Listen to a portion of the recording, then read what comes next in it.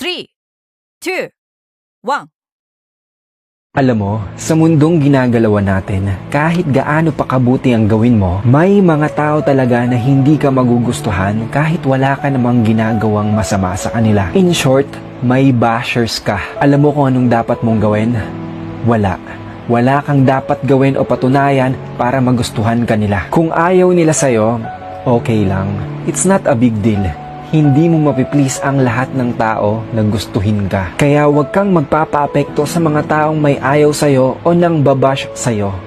I-stressin mo lang ang sarili mo. Kung sigad nga na lumikha ng mundo may bashers, ikaw pa kaya? May mga taong magugustuhan ka. May mga tao ring hindi ka magugustuhan. Thank you for watching.